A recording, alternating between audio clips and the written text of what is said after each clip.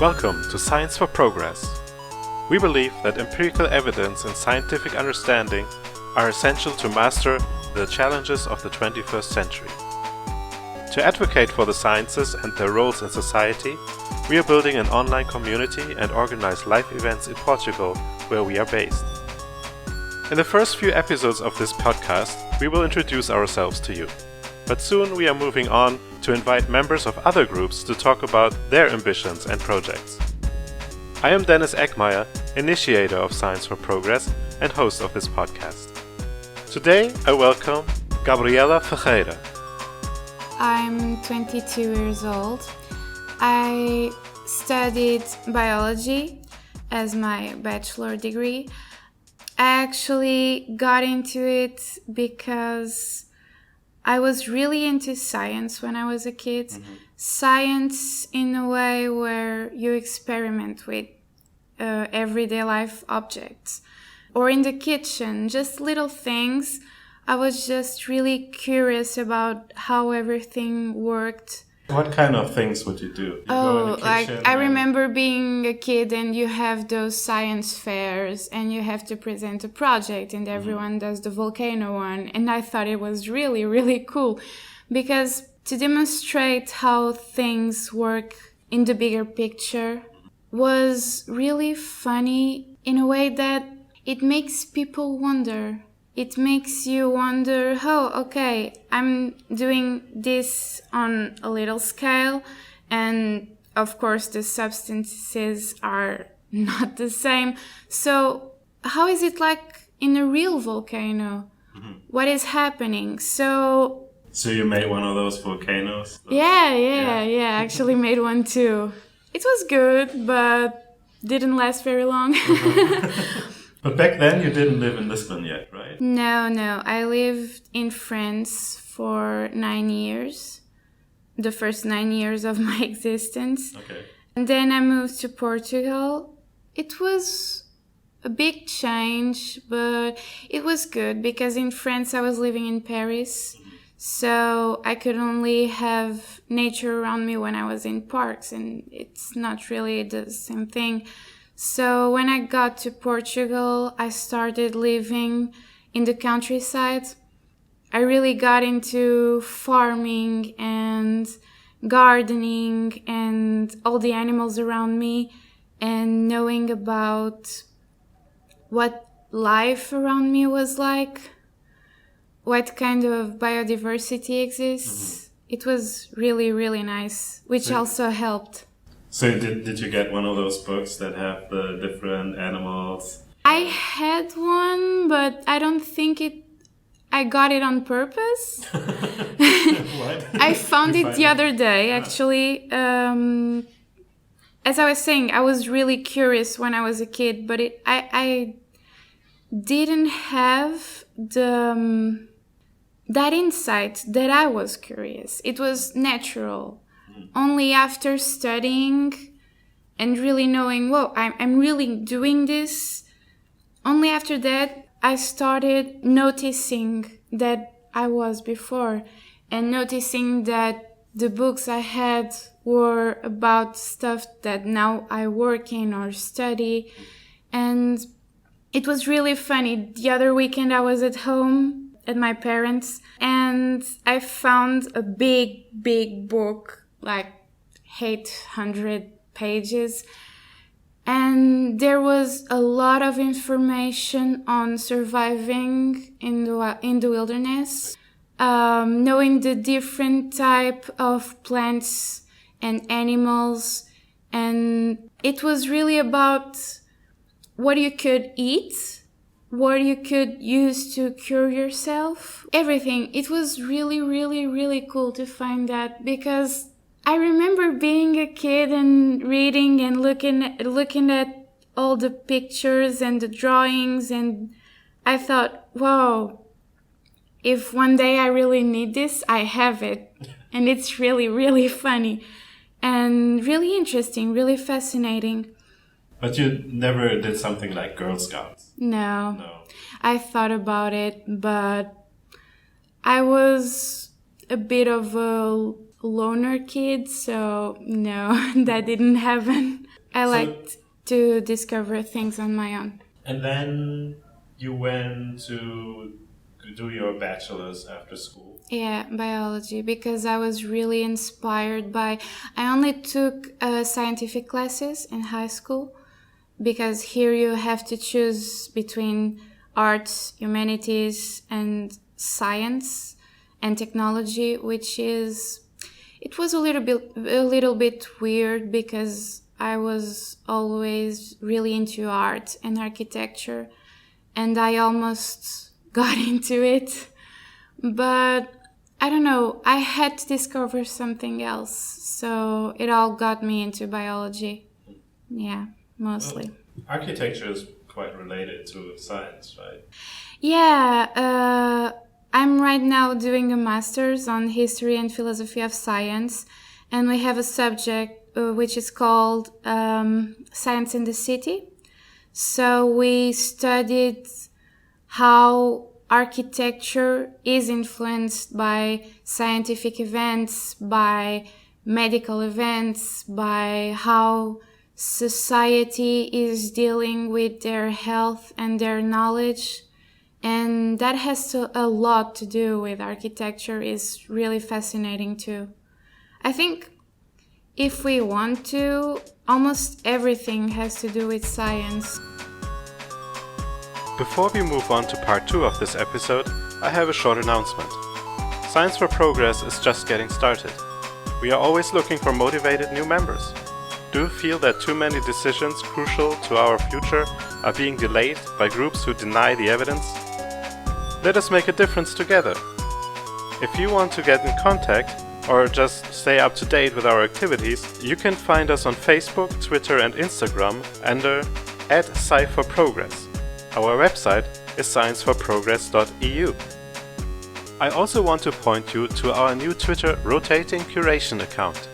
Every week we invite another guest curator to tweet about the sciences and their intersections with society and governance. So if you are on Twitter and want to learn something new every week, follow @SFPRokur. That is @SFPROCUR. Now, let's listen to part 2 of our conversation, where we talk about a topic chosen by our guest. Today I'm going to talk about what my master's subject, History and Philosophy of Science, relates to the way society views science nowadays. At the end of my bachelor's, I did a project in the National Museum of Natural History and Science here in Lisbon, and I was able to work with natural history collections. I was instantly in love with it. We were working with a collection of reptiles from São Tomé e Príncipe, and at first it was really weird because when you have a snake in front of you but it's not alive, you think, oh, I should be scared of it because it's your intuition telling you that. But after a while you get so used to it that you think that if they were alive, it would be cool anyways, because you really get used to seeing animals that in the wilderness would be really dangerous, but now they're in front of you and they can hurt you, and you can study them, you can see how well they are preserved, even if they were captured like 1 century ago. Usually they are in a glass jar and they are preserved in, that was alcohol, yeah.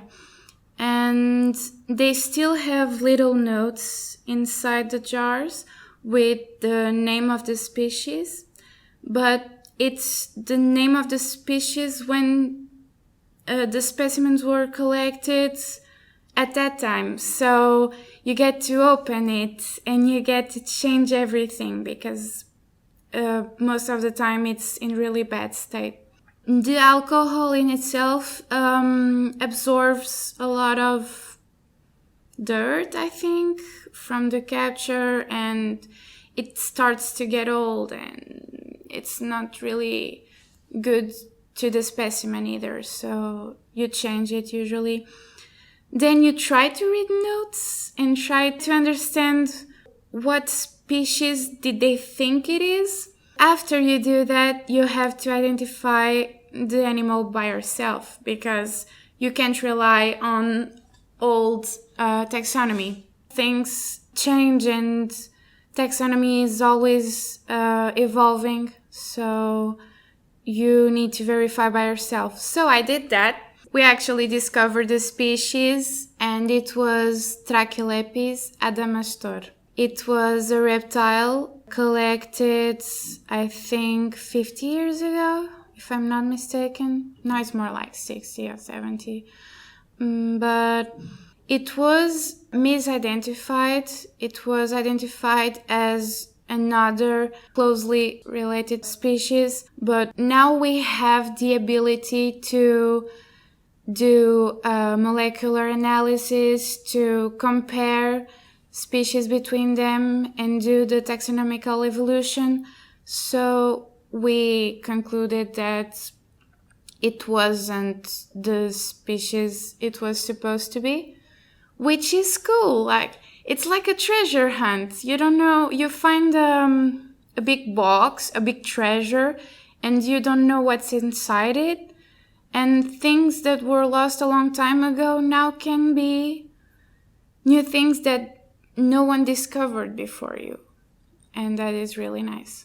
But I was curious, so the molecular methods that you used... I didn't do it myself, but I know the process. There are different kinds of process, but usually you try to get to the genome sequence. Then usually you have a database, you compare to the genome of to the sequences of other species, so then you know if it already exists, or if it's related, or if it's a completely different thing. But in the end, everything is kind of related, more or less, so it's fun. As you say, everything is related. That reminds me of a thing I heard about taxonomy, that it has the problem that the different taxa are not clearly separable anymore because we found so many animals in between the borders. Yeah. In between the kingdoms, like animals and plants and fungi, everything is linked. Even if it's from very far away, if they are really close. And sometimes you have to have already a context in which you know why are you sequencing, because if you don't know it, you're gonna find related species anyways, and you will end up not knowing what's the difference between what you have in front of you and other animals or other plants. So that work in the museum, that project was really, really, really fascinating. I fell in love with it, and it got me thinking that we don't do it just because. Okay, it's interesting, you discover new stuff, but you need to have a goal. And the goal was to make databases so that other scientists could have the info we have. And if everything is in a database, you can do whatever you want with the characteristics of that collection. So there's a lot of work to be done. I remember a case. There was a bird, and that bird was close to extinction. And they had a natural history collection who had specimens of that same species from decades ago. What do we do now? We compare, again, with the help of molecular biology. You're using genetic methods again? Yeah, not really that much genetic, although it can help with what mutations occurred between the two. But the point is, we discovered that the new specimen was in contact to a lot of chemical residues from pesticides. So they knew what they had to take out of that environment. Oh.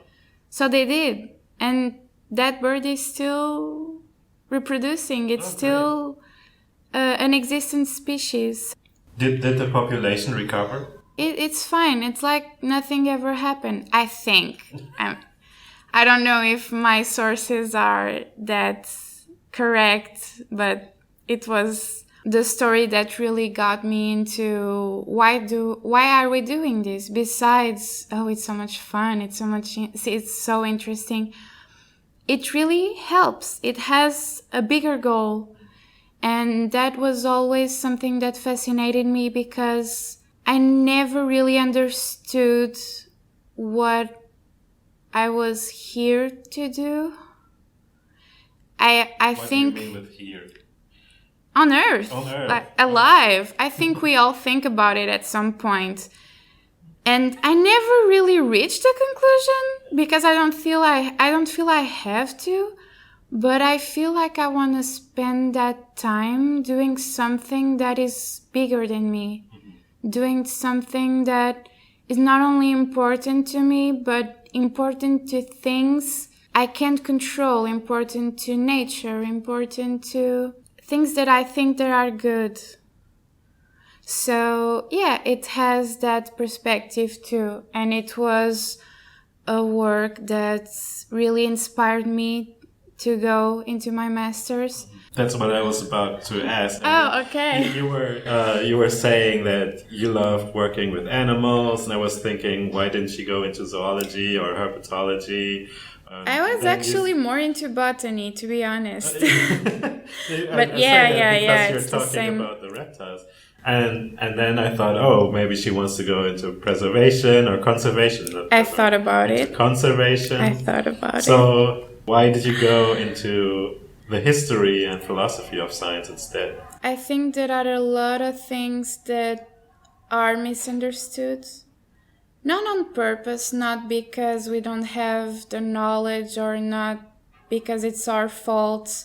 There are a lot of things that we don't understand because science has a big history and a bigger even side, a philosophical side.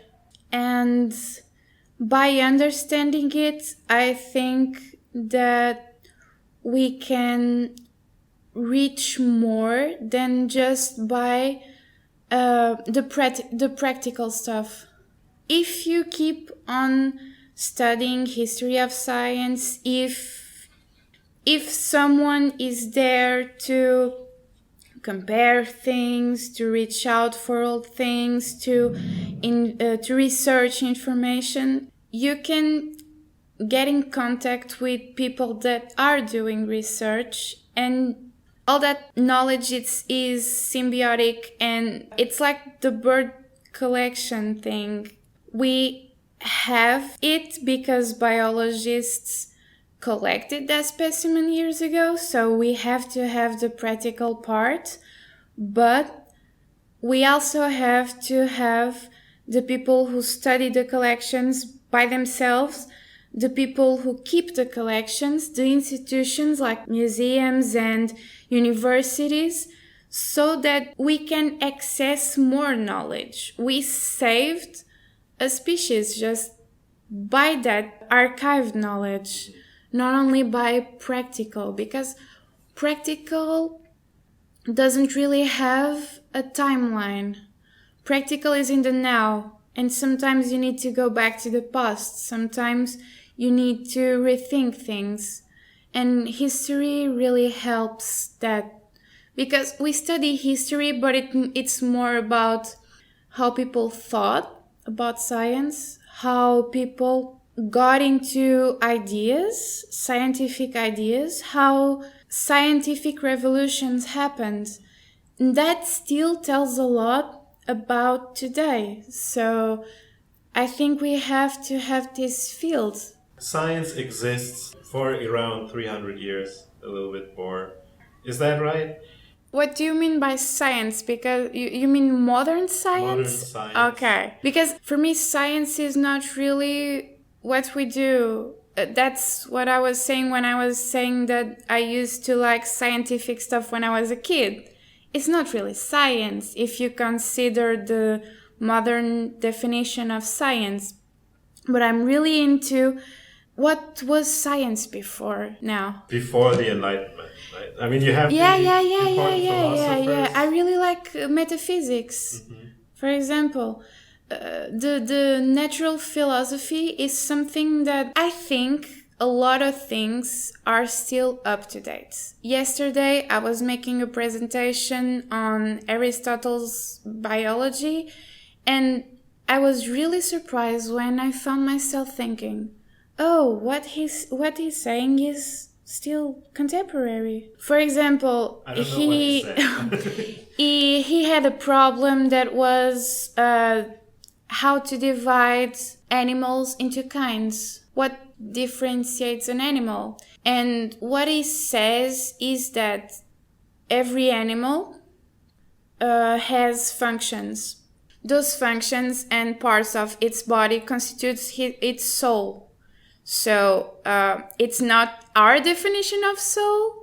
An animal is as a soul by itself. The soul is those functions and everything that the animal is mixed all together.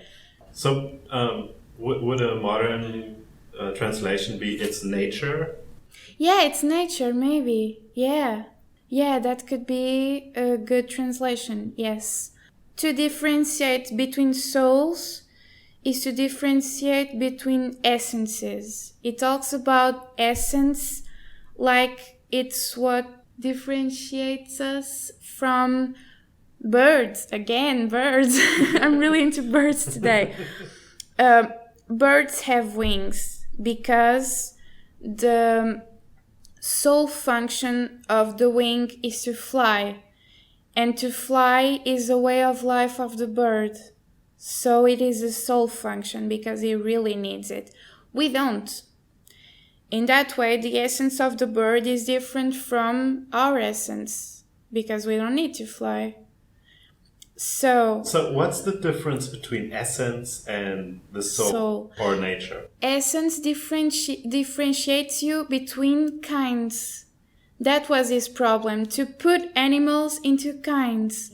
So, if we're talking about the sole function of having a heart that makes your blood run, you can say that we're in the same kind as a bird. It could be also the same essence if you're only talking about the heart. But if you're talking about specific soul functions, like those you need for your way of life, like flying and having wings, your essence is not the same as the essence of the bird. It's your essence that puts you in another box. And I thought that still today, if you think about it, it's logical. It applies. Yeah. So how would that translate into phylogeny, into modern phylogeny? If you would say the same problems that he has. It's what I said earlier. Everything is related more or less by a bigger or smaller degree. That's what Aristotle says. Every bird and all its relatives have wings, right? Yeah. So that would be a phylogenetic genetic trait that we today use. Yes. And yes. The same way you could put everything. Yeah, I think today we have molecular biology, we have genetics, genetics, and you can understand deeper what the differences are between species. But if you want to talk in a simpler way, not doing analysis, not researching that deeply, it still applies. It still applies. You have your different kinds, you have the animals, you have the plants, and in those you have the families, and you have all the ways animals are related to each other and have features that are the same, but in some degree sometimes they differ. So yeah, I think it's still very contemporary, which is very interesting because Aristotle is one of the first natural philosophers we have. But you wouldn't say he got everything right from the start. No. Not him, not anyone else, not even today. I don't think anyone has had anything completely right. But that's also the fun part of it. We are all together trying to work to try to understand better what is around us. And in the history and philosophy of science, we also we take all that info and we try to understand it so we can understand what is happening today, what needs to happen in the future, what could happen to make things better now.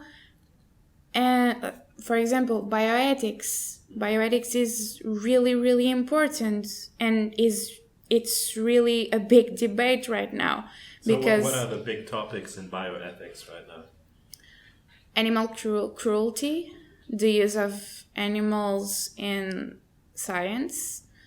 I think a topic that is very big, but people don't really think about it that way, is our diets.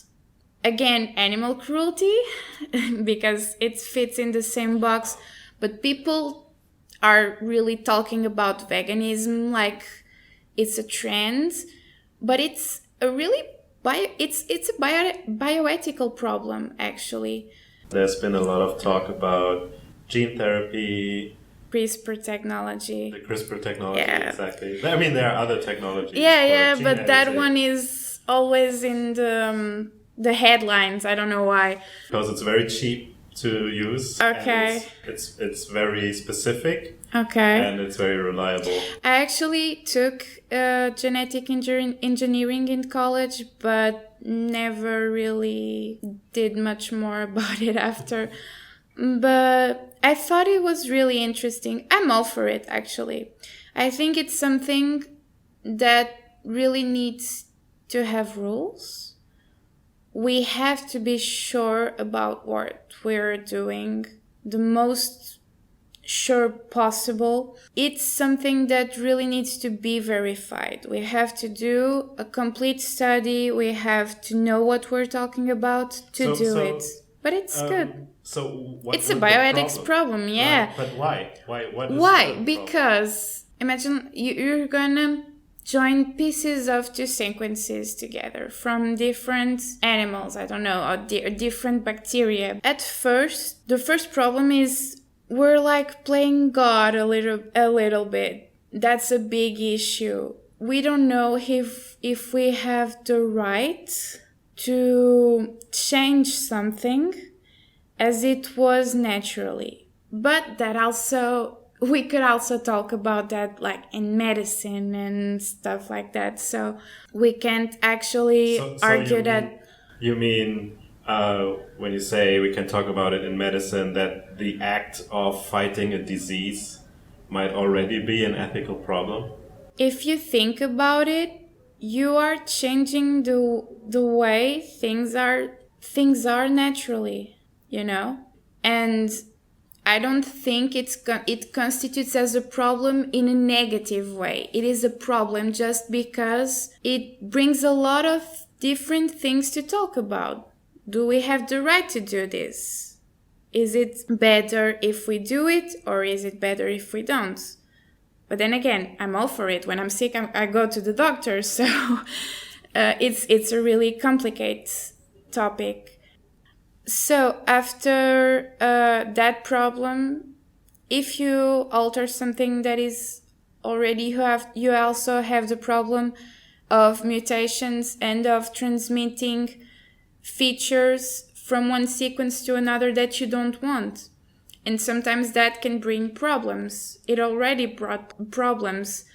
I think... So what are you talking about right now? Are you talking about creating bacteria or fungi? No. Only using things, or are you talking about No, that's GMOs, easier. or are you talking Also about GMOs. Maybe GMOs, but also the use of genetic engineering in healthcare. Gene therapy already brought some problems, and it's something that needs to be discussed before. It's not like but I think we also have to be careful about GMOs. I'm also all for it.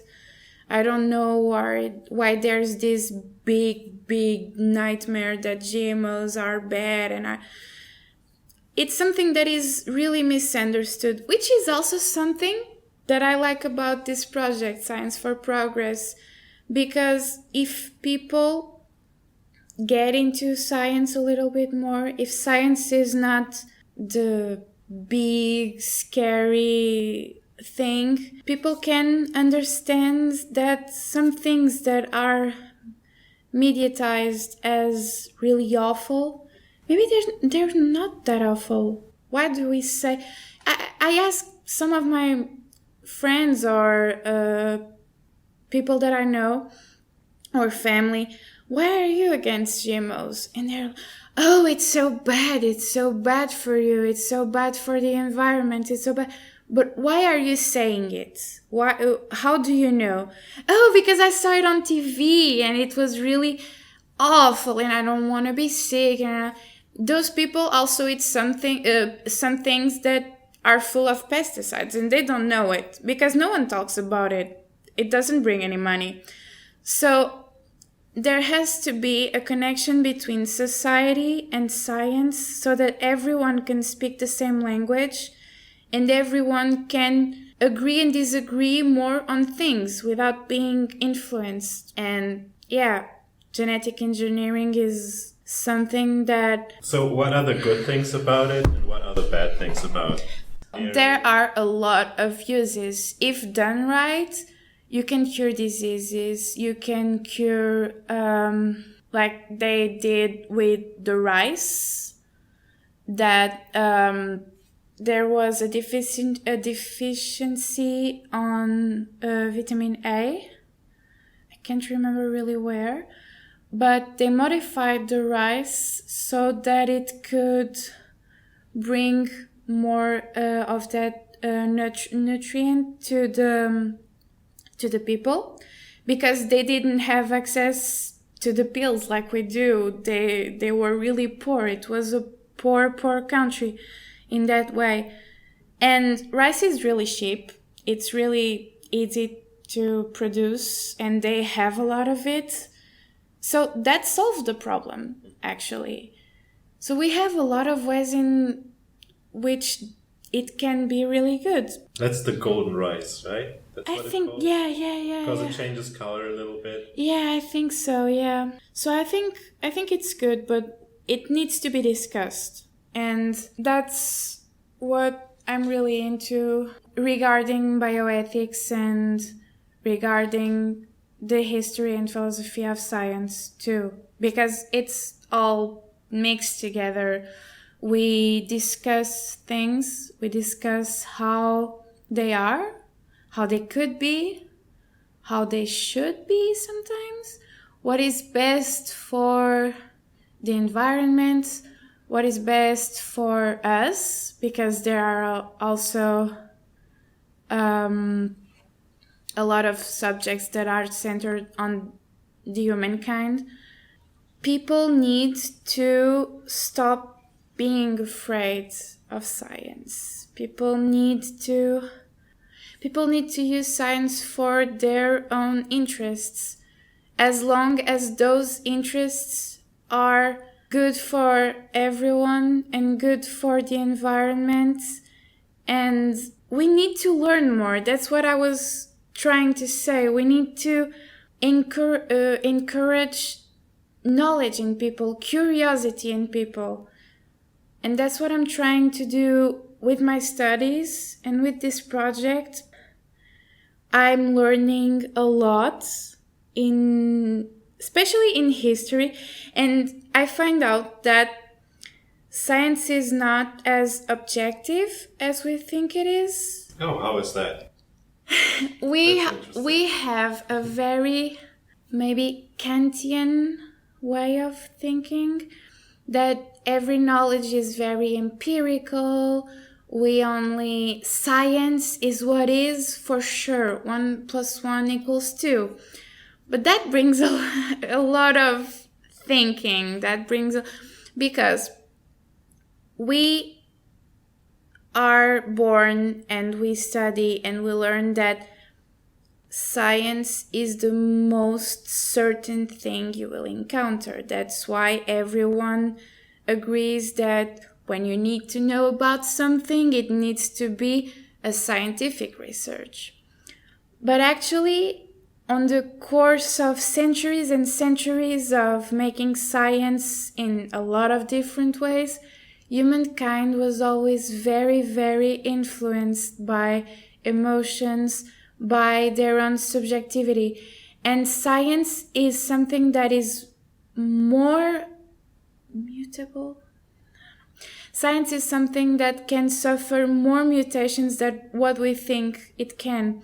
What do you mean with mutation? For example, in the 100 years, what you think is certain and a theory that is applied today can be completely ridiculous. In that way, science is more subjective, and no one really thinks about it that way. I didn't thought about it that way before getting into my master's. But I don't think it's something that is bad. I think it's good. Another goal of my master's, understanding why it's good and why we should let that subjectivity coexist with science. I always thought that at least scientists themselves are quite aware of that, and that you have sometimes centuries of repeated experimentation and trying to apply the theory, and only if it has been applied a lot of times, then you call it a theory. Everything before that is preliminary. Yeah, and you have the statistics too. Everything is not as definitive as it was before. But I think it still hasn't reached that point where we accept that things can change. I think there's a lot of resisting to change. So the way I think about it, the reason why scientists are somewhat conservative is to make it harder to change the current viewpoint. Maybe, because I don't know. Then you need better evidence. You don't want to replace a good theory with a weaker one. You need to replace that it is an interesting, with a much better one. So you want to be very conservative and always ask for the best evidence. We try to be really. I remember I did some research, and we try to be as harsh with our evidence as we can, and with our statistic, but I don't think it works that way for everyone. I think there are some issues in the academic world regarding that. But I'm not going to say per se, like specifically who has problems and what are those problems. It's also subjective to. No. I can't even think about someone specifically if I wanted to. But I have that notion. Sometimes we should be more certain. we should be more demanding with our evidence. But it's not a bad fear, as you put it. It's a good resistance. I don't think people really realize it when people hear about science, because they use science like we use mathematics, and like we use the dictionary. Yeah, and some things change, and we have to be more open. That's what this master made me do, and what I'm trying to get out of it is to make science more approachable and to people to be more open about all the possibilities, because it's all so interesting. There's so much to discover yet still. So that's all true. Science is a work in progress. Basically. Yeah, always. And you will always have people who like their ideas more and will try to suppress but other I like ideas. it. I like the fact that it's a never-ending thing. It's an activity. Counts, right? I don't know. Before that, I used to think that science would reach an end where we know everything, but I think it's so boring. I think we are always evolving and always discovering new things. And as the humankind evolves, science evolves too. We have to bring that notion to life. Oh, I'm pretty sure in our lifetimes we won't run out of science. Yeah, that's good. Yeah. I'm very comfortable with that idea.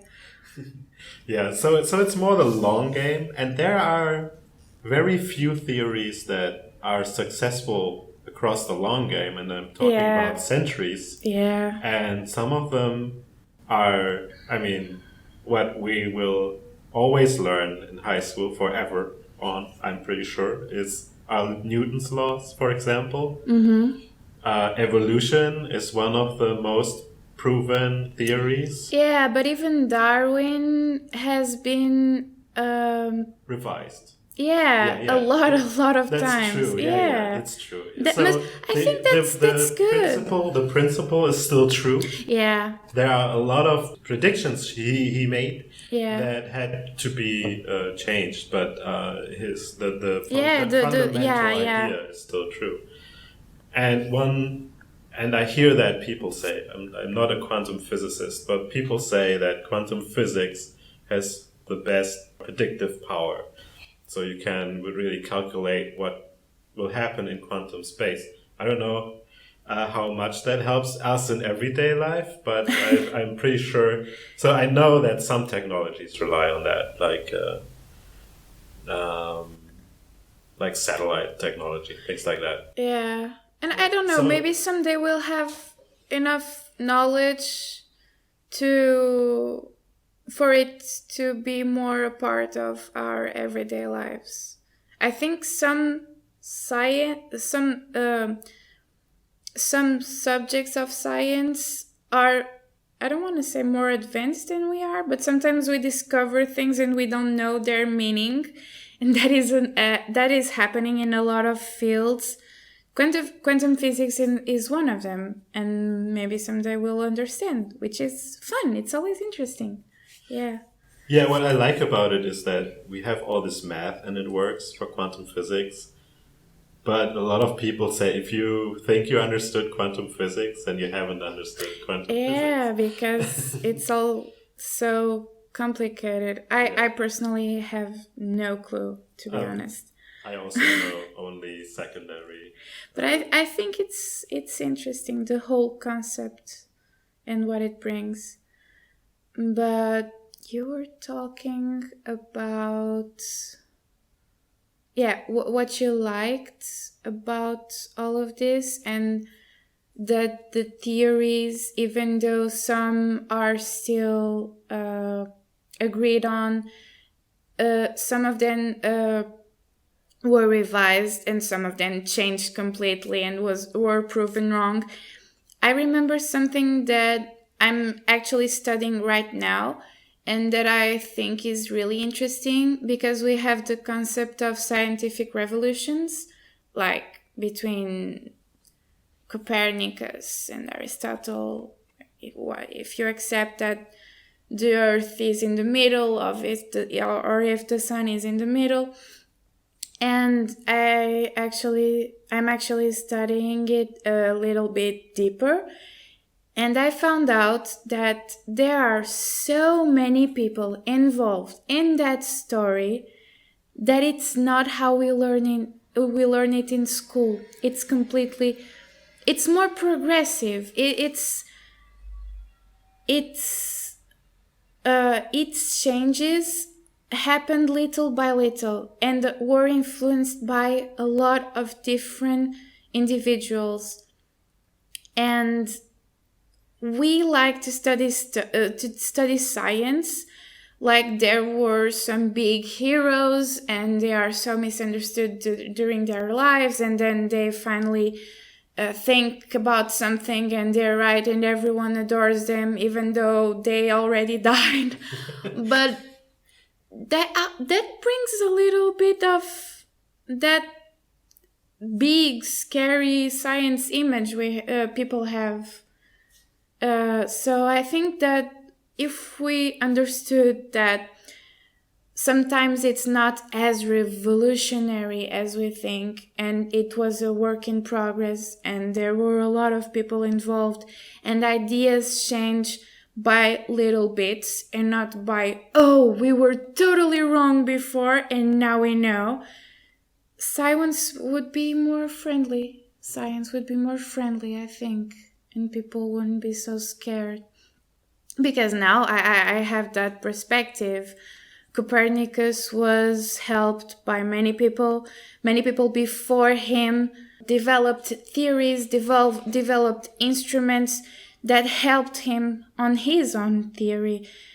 I think that all makes a part of it. It's not like no one knows anything and then Copernicus appears and he discovers everything on his own. That's completely ridiculous. And that's really, really, really cool, I think. So this is actually a thing that even within science, a lot of people focus really on the one person. Just look at Nobel Prizes. Yeah, it's all the two people exaggerated. Yeah, I think it has to do a lot with storytelling, maybe. Yeah, that's what I'm also learning about in history and historiography. It's that the way people write and tell the history of science influences a lot about our knowledge of science. And that's it can be dangerous, I think. But that also depends on what perspectives of history you're writing. But I think that's also why we have a lot of people writing about a lot of different things. You have to have different points of view and you have to draw conclusions by yourself. And mine is that every little thing counts, and I see scientific knowledge as a collective of knowledge by a community that is bigger than heroes, bigger than scientists, bigger than everything. Everything is a part of it, I think. It's everywhere. But is it just a collection of knowledge? Because other people say it's a method. I mean, we were talking about things that we already knew, so in that sense, it is a collection of knowledge. If we take what we have right now, but if we take what we are doing, it's a method. But that method can also be subjective. I'm also studying that. We have methods that don't include everything that is in the scientific method per se. There are a lot of methods that maybe could be scientific, but we don't consider them as that because they don't have all those little points of the scientific method as it is accepted today. I have a professor that in the first class asked us, is alchemy a science? And I was like, yeah. And everyone, no, how can you say that? And I said, yeah, okay. It's not accepted as a science if we're taking in account the modern point of view, the modern scientific method, it's not. But once it was considered science because you had nothing else better. And it had its own method, and it was a way of understanding things. And I think that by itself can be a little scientific, So it all depends on the concept you have, not really on what it is. Okay, our time is up. And with this, we end today's episode. I hope you enjoyed our conversation and are taking a new thought with you. If you want to hear more from us, follow us on Facebook, Twitter and Instagram under @Sci4Progress. And check out our website scienceforprogress.eu. The new rotating curation account on Twitter that I talked about before will become active on Tuesday, March 13th, and it's called @SFPRokur. That is @SFPROCUR.